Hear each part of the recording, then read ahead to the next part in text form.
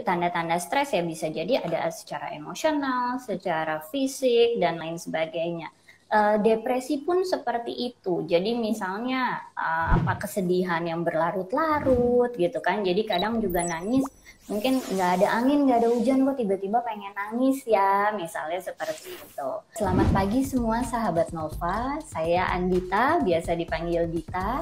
Saya psikolog dari RSAB Harapan Kita. Apakah stres dan depresi itu sama atau berbeda sih Mbak? Kayaknya orang kadang-kadang tidak bisa membedakan stres dan depresi itu. Oke. Sebenarnya stres dan depresi itu beda ya Mbak. Jadi kalau tadi yang saya sebutkan, stres itu kan sebenarnya tadi reaksi tubuh terhadap penilaian kita nih ke lingkungan gitu kan. Jadi stres itu sesuatu yang bisa dibilang tadi wajar ya, umum terjadi, dan ya mungkin bisa dibilang itu bagian dari kehidupan kita gitu kan.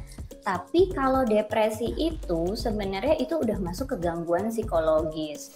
Memang kriterianya mungkin agak lebih banyak dan memang perlu diagnosis dari tenaga profesional untuk benar-benar mengetahui bahwa orang yang ini mengalami depresi gitu. Lebih ke situ sih. Apakah ada perbedaan tanda-tanda Mbak antara stres dan depresi ini? Oke.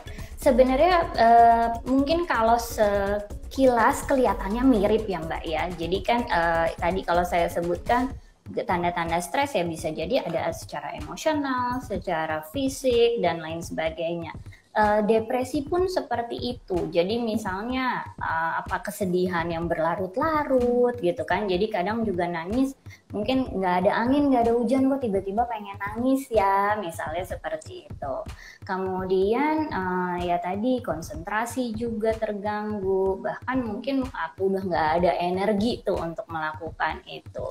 Tapi memang derajatnya itu bisa dibilang lebih parah, dan memang ada kurun waktu tertentu yang perlu dipenuhi untuk bisa seorang tenaga profesional mendiagnosis seseorang mengalami depresi. Makanya kenapa perlu sebenarnya diagnosis itu dari tenaga profesional gitu. Oke. Nah, ini Mbak, ngomongin tadi kita butuh psikolog, kata tenaga profesional. Itu bila mana sih, kapan waktu terbaik, atau mungkin kapan kita menyadari kalau kita itu perlu untuk konsultasi? Oke. Nah, meskipun tadi ya saya bilang ya stres itu wajar, tapi kalau misalnya memang terjadinya sudah berlarut-larut nih, kok kayaknya udah coba berbagai macam cara nggak bisa diatasin juga gitu ya.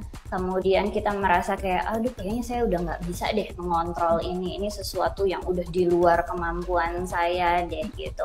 Sampai juga misalnya sudah mengganggu berbagai macam aspek dalam hidup kita Mbak. Misalnya jadi kerja terganggu, hubungan antar individu terganggu, kemudian tidur juga misalnya terganggu, dan lain sebagainya. Nah disitulah kita perlu untuk mengunjungi tenaga profesional untuk bantuan yang lebih lanjut gitu. Oke.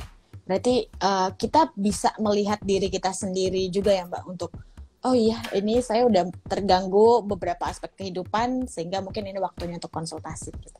Gak perlu malu juga ya Mbak, kadang kan ada perspektif. Iya. Mungkin dulu masih ada perspektif kalau ke psikolog gila gitu Mbak. Iya, betul. Sebenarnya ya tadi ya, kesehatan mental itu sama dengan kesehatan fisik gitu. Ketika kita memiliki keluhan terkait hal itu, jangan sungkan, jangan malu untuk datang ke tenaga profesional. Akan lebih baik ketika kita periksakan sejak dini daripada terlambat, karena kan nanti penanganannya juga akan jadi lebih susah dan mungkin butuh waktu yang jauh lebih panjang gitu.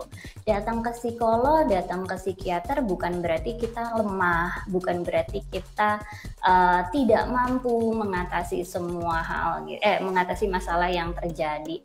Bisa jadi juga ketika kita menghadapi satu masalah, ketika kalut kan sebenarnya mungkin otak kita juga jadinya sulit ya untuk berpikir jernih dan menyelesaikan masalah.